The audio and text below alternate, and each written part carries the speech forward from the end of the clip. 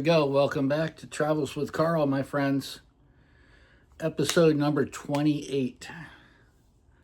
It's hard to believe. This time is just whipping by. It is a crazy time. And I will get into some of my thoughts about the times we're in a minute. Because actually, one of our people from the Epstein files, Les Wexner, as it turns out, owned a condo in the hotel, which had 8 floors of condos and 8 floors of guest rooms that we're about to get into. We're about to open up episode number 28, my 28th job. And they're not all hotels, but you'll see there's a string of them right here. Kind of divided up into 2 different categories. Mostly the first chunk was hotel security and dignitary protection. Having gotten out of the Army and learned a few tricks and had a great mentor on Maui. Anyway, if you've been following along, Travels with Carl is about a lot of things. It's about me and Carl. It's about traveling. Now, Carl's a 31-foot motorhome. He's an Alumilite with a Chevy 454 engine. He's a beast, and he travels like a beast. Right now, he's over in his parking space, resting up for the spring, which is less than a month away now. But Travels with Carl is about my life as an artist and what I had to do to support myself as an artist. Now, I knew that I wanted to be an artist when I was about, I would say, 6 or 7 years old. It is what it is. I'm sitting here and at 68 years old, and I actually stuck to it for over 60 years. It's not for the faint of heart, and I really honestly don't recommend it. Be a doctor or be a lawyer. It's like that song, Mama, don't let your boys to grow up to be cowboys. I have to rewrite that song, about growing up and let your kids grow up to be artists. But if you're a writer, a painter, a singer, a dancer, a musician, an actor, any one of those fields of the fine arts, it's difficult, okay? It's difficult. Some have a greater opportunity for employment, like musicians. You can get gigs, and as a fine artist, if you want to get into the Super Bowl level, and not necessarily performing at the Super Bowl like our Baddest Bunny did the other day. Boy, that ruffled a lot of feathers, didn't it? Anyway, if you want to make it into that Andy Warhol league of artists, it's hard. And, I've gave my best shot, and so far I've only made it to like AAA, I would say. I haven't made it to the World Series or the Super Bowl yet, but I still got a good bit of time. And the great thing about fine art, unlike dance or maybe piano, classical piano, you only have so many years where your body's going to allow you to perform at that, Olympic gold medal level. Speaking of that, I've decided to dedicate my entire life now to curling. I don't know if I shared that with you or not, but giving the art thing up completely. Minute I saw Curling Boy, I was into it. That's all I want to do now is curl. Just kidding. It's got to be the fucking stupidest game I've ever seen in my whole lifetime. With the mop and the swiffler out there, the broom. Come on. That's ridiculous. That's stupid, okay? I don't mean to hurt anybody's feelings, but come on, man. That makes bowling look like an intellectual sport, okay? Fuck, at least you're not embarrassed to bowl, you know what I mean? Fuck, I'd be beat red if I was curling. Just humiliated. But anyway, at the end of the 52 episodes, and I cover the 52 jobs, and there was a lot more than that actually, and there'll be a special episode just for the shows that didn't make the cut. There's probably at least a dozen or 15 of them. You know, they didn't warrant airtime, or I just had to choose the 52 best, okay, the strongest ones, and the ones that had the greatest impact on my life. Maybe some of them even had a great impact on my art. Like I was talking about, some of the welding jobs certainly did, fabrication jobs did, but the human connection, you know, that's what it really comes down to. Art, to me, art is not so much just about the things you make or draw or paint, but it's about the place you see, and you put that into the world that you live in, right? The commentary, especially if you're a social political artist like I am now, anyway. Yeah, so, oh, wait a second. Today's episode is brought to you by Simple Truth, strawberry watermelon, and it comes in a variety of flavors. Carbonated seltzer water,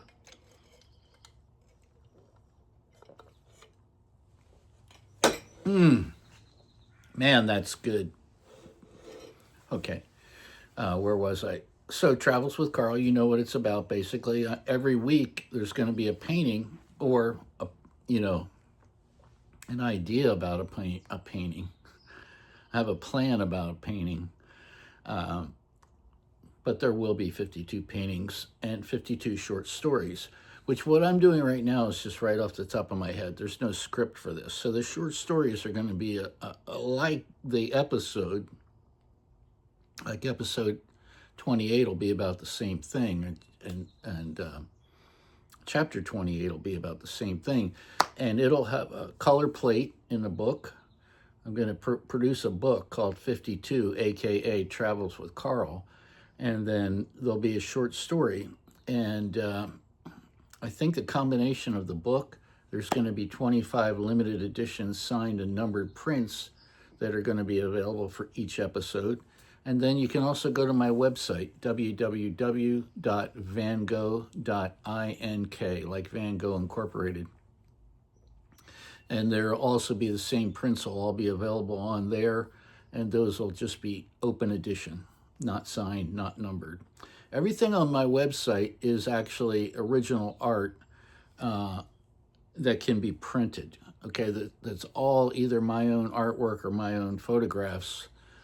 But the only thing that I actually sell on the website, just to be clear about this, because I may have been confusing about that on the last episode, are prints.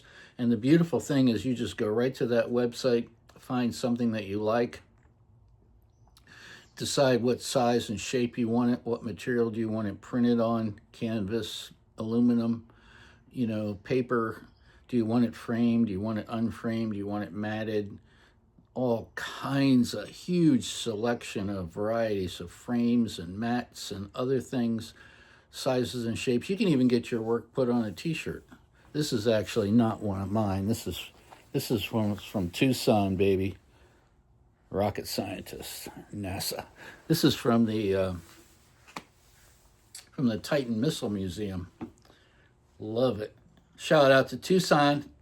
Hi, ladies and gentlemen. My sister lives there, so yeah. Shout out, yo. She's a big fan of this channel. And my number one fan, also CD, lives in Tucson, and get a lot of beautiful comments from her about my YouTube.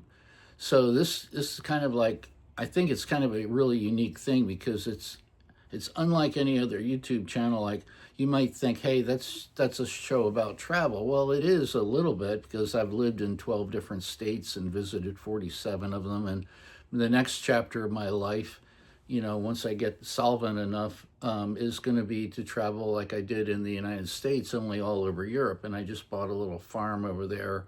I'm going to be growing cherries and selling cherries wholesale to augment my retirement income, because you know that Social Security is not going to do it. All right, I think that's enough. I wanted to, I always like to talk a little bit about Charles with Carl, and I always plug my website and I always plug my book. Okay, the normal edition doesn't have these holes in it.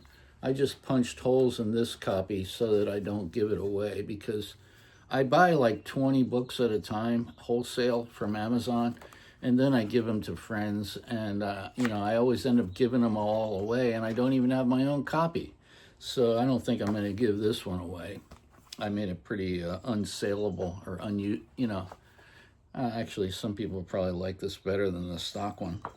But here's what it is, What if changing one thing could change the world? This is that one thing.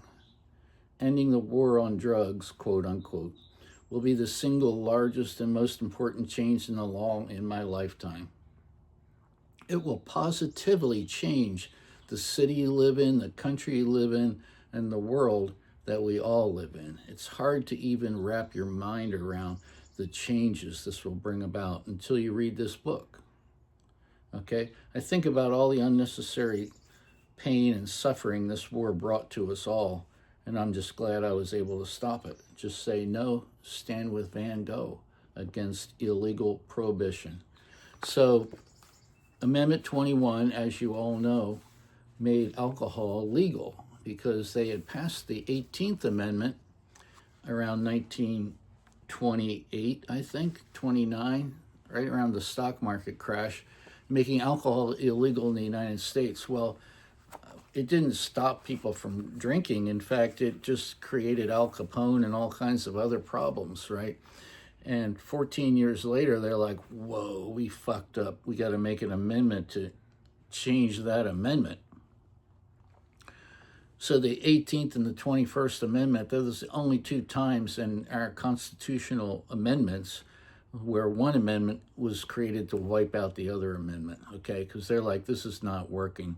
Well, prohibition on drugs is exactly like prohibition on alcohol, okay? I'll go toe-to-toe with any expert on that, okay? I haven't found a doctor yet that didn't agree with me. And, so Amendment 21-A, right? All we need to do is augment that 21st Amendment. We don't even have to create a new amendment. We just have to say all mind-altering substances, will no longer be a criminal offense, right? It'll be a mental health or a medical issue. And sure, there'll still be all kinds of problems. But when you can buy heroin for $5 a gram, or cocaine for $5 a gram, or marijuana for $5 a gram, or whatever, you eliminate all the crime. When it's available on the free market, it doesn't have to be available, or it will no longer be available on the black market, because you're not going to make any money on it, okay? So that's what the book's all about, and it's important for me to plug that. So let's get right into it. Let's talk about job number 28 of the 28th episode. Now, I think you remember that I was working at the Westin Copley Place after I had just an evil transfer from the St. Francis Hotel in San Francisco to the Westin Waltham, and wasted close to a year of my life out there. Not really. Nothing that I do is really wasting my life, because I'm doing art whether I'm working or not, you know what I mean? I'm living the best life I can possibly live as an artist within my means as I roll, okay? Because that's how I roll. So just before I left the Westin Hotel, I gave him 2 weeks notice, and one of my friends, who was one of the doorman, and if you don't know what a doorman does, okay, they do way more than just open the door, okay?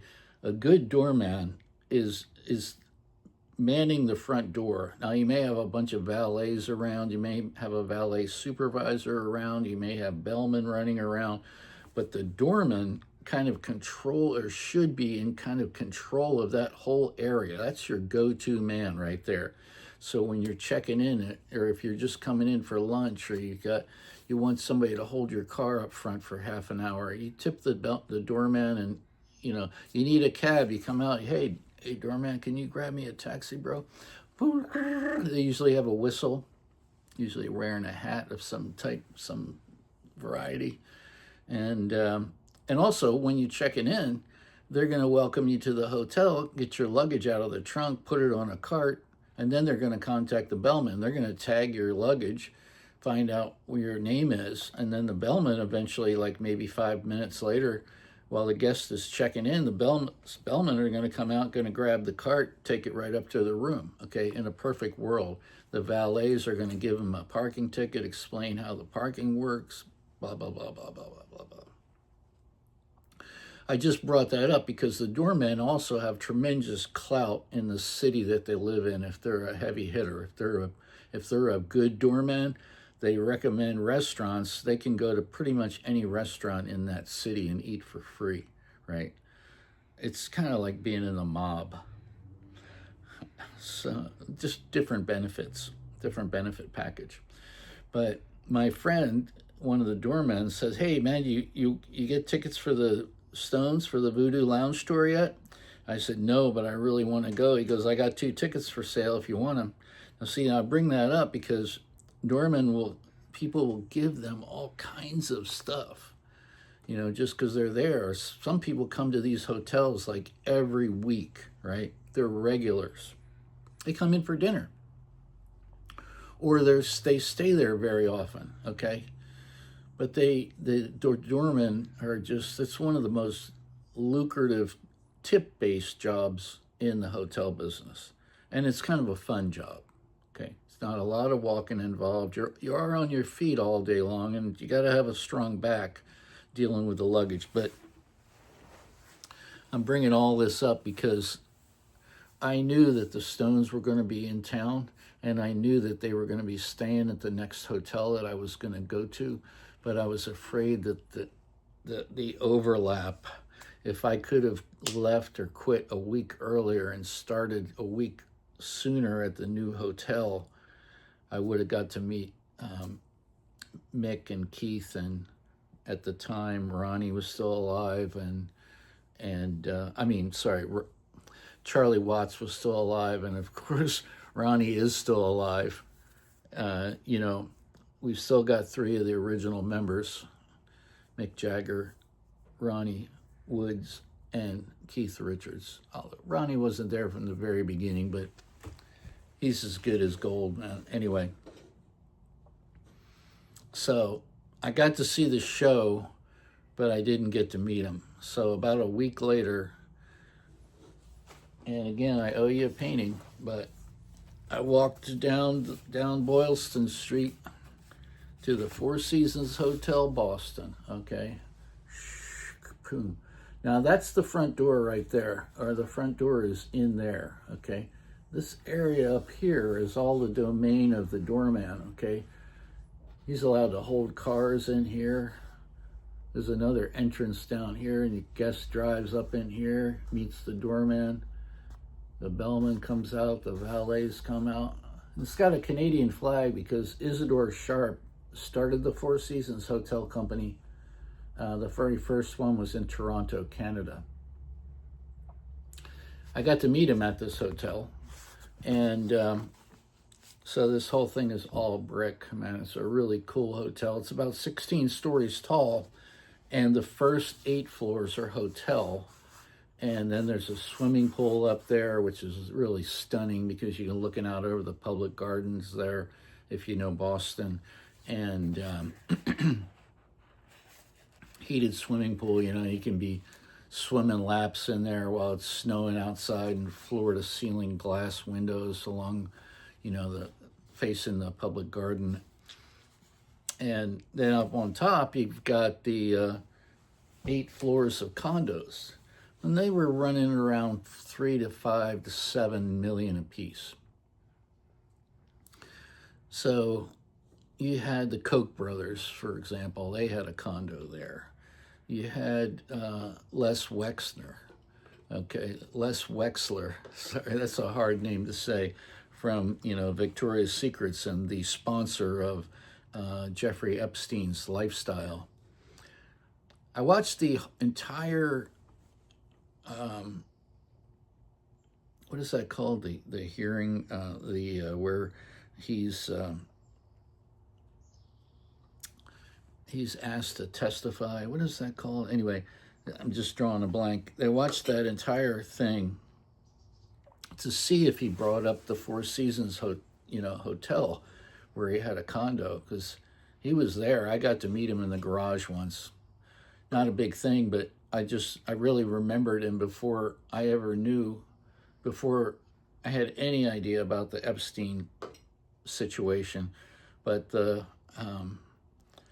he told me when I met him, because the residents would oftentimes, if you didn't know, they would oftentimes, when you met them, tell you who they were and what they did, because they had their own garage down there. And I got to meet Sumner Redstone. I was there for he had a huge bar mitzvah for his grandson, and John Kerry was there, and they hired Sister Sledge, the band. We are family.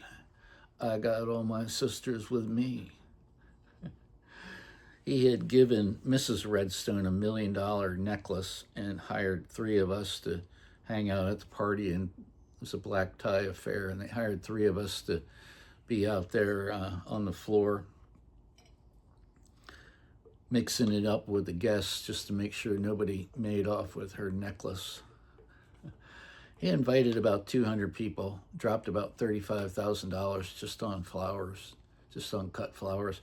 He wasn't happy with the chairs, the little chairs that we had for the ballroom, so he had trucked up a couple hundred wooden chairs from New York from one of his contacts in the city, and just insane money. I think he was worth about $10 billion at the time. I don't know what Les was worth at the time, but I told you that I did dignitary protection.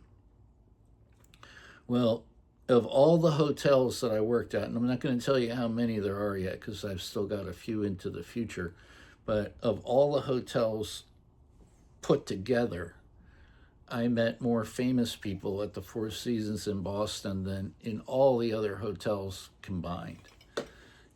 And you just can't make this shit up. But we had all of the National Enquirer and all of those, those magazines, or those,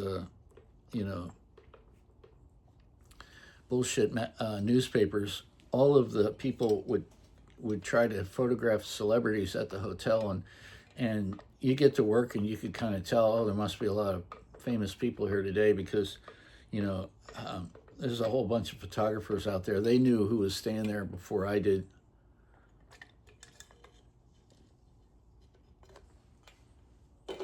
One day, I call it my trifecta. I'm in the lobby talking to Carol Burnett. And this place, the security was so good that somebody like Carol Burnett could just sit in the lobby and read a book, and there would be nobody to fucking with her. Okay, we're making sure of that.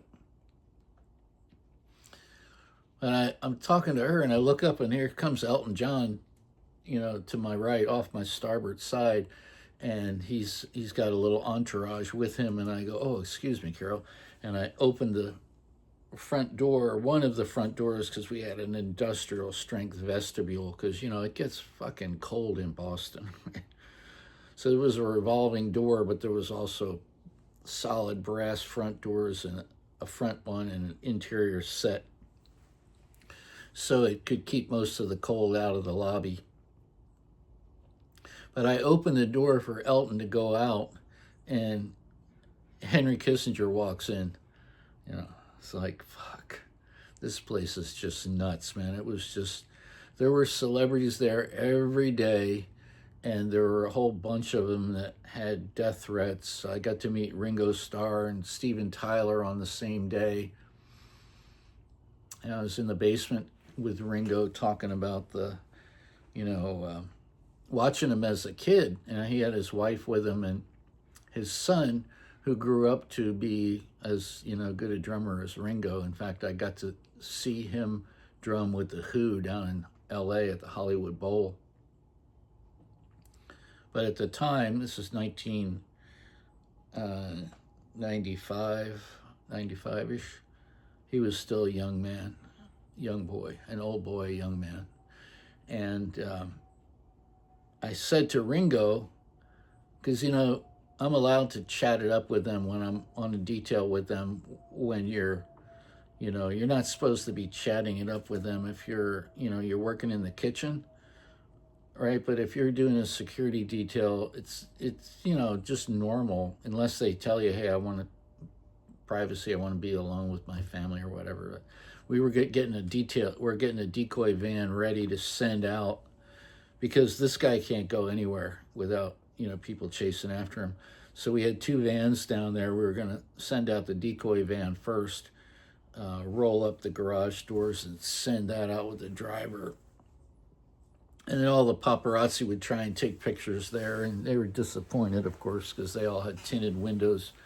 They couldn't see shit, but they believed that Ringo was in that van, and they would roll down the garage doors. So I'm down in there in the basement waiting, to get him safely out of the hotel. And I said, man, I can picture you watching you perform on black and white TV at my parents' house. And I said, and sometimes you had to play behind chicken wire, and the girls were trying to rip off your clothes for souvenir. And I said, God, and I'm just thinking, like, we're all thinking about, it's the same thing. He can't go anywhere now. Like, he couldn't go anywhere then without getting mobbed, right? And so I just smiled and I said, well, you'll have to admit it's getting better. I thought that was a pretty good line. Anyway, he thought that was funny. They all, ha ha ha. Probably wasn't the first time they'd ever heard that, but it was the first time I ever said it. So Ringo and Steven Tyler were performing out there on the Esplanade. Boston's got a great scene going on in the spring and winter. In the spring and summer. Lots of people out there, rollerblading and picnicking and free concerts, and it's just gorgeous. The Charles River running right through the middle of the city and the public garden. It's just fucking really cool. I hate it in the wintertime and summer, fall and winter. I would never live there in a million years unless I had unlimited wealth. Like these cats at the Four Seasons, half the time they were never there. They would buy a condo like just so they could be there in the for holidays, for the Christmas, Anyway, I digress. But the reason I brought up Les Wexner is because he told me that he had, L Brands was his thing and Victoria's Secrets. And, this was a long time ago, but he was still a billionaire then. I can't even imagine. I don't know how many billions he was worth, but they think that Epstein probably stole 100 million from him. But, deposition, that's the word. But I watched the entire deposition, and I got to tell you, I kind of feel like he was duped and fleeced out of a whole bunch of money, but I'm not positive about what his sexual involvement was in the whole thing, because when a man talks about his wife in the way that he spoke about his wife, you got to be a pretty good actor to pull that off if you're just bullshitting. I mean, he really got me. I really believe that he may have been less guilty than I thought he was. Okay, he still is still got blood all over his hands, because he funded Epstein's bullshit, and I do not believe that he didn't know what was going on. He even admitted that a couple times people had warned him that Epstein was pretending to be a talent scout for the Victoria's Secrets, because Trump had a modeling agency, Brunel had a modeling agency, and of course Epstein had a modeling agency, and that was one of the ways that they lured women into their spider web. Very fucked up, sad state of affairs, and hopefully Trump will go to prison and a bunch of other people will go to prison right along with him. Prince Edward's is headed to jail. So if it can happen there, it can happen here. People say, "Oh, they'll never." No, I think people are going to do time, because this is the biggest pedophile sex scandal in the history in recorded history. I'm going to wrap it up there. That's the Four Seasons Hotel, baby, and I'm telling you, this is the only. When I worked there were only 8 hotels in the United States, counting Hawaii, that were 5-diamond hotel with a 5-diamond restaurant, and this was one of them. Pretty special place, and it still is. And now, since I've been gone, they actually built another Four Seasons hotel in Boston, believe it or not. So next week, I'm going to tell you, if you thought that was good, wait till next week, because it's going to get really exciting, and it's a really funny story, how I got to the next job. But that was it. I was there, just missed the Stones, but that was so fucking close. I was always said if I could have met all 4 of them, I would get them to write their names on a Sharpie on my upper arm and my lower arm, and then get that inked as a tattoo. Because I got no tattoos, because I'm not going to put any of my artwork on my body, because I'll get tired of it. But if I could have gotten all 4 signatures, I would have done that. Just give them a Sharpie and say, "Here you go, write it big, man. Go for it." I love you guys. I'll talk to you soon. Let's ride.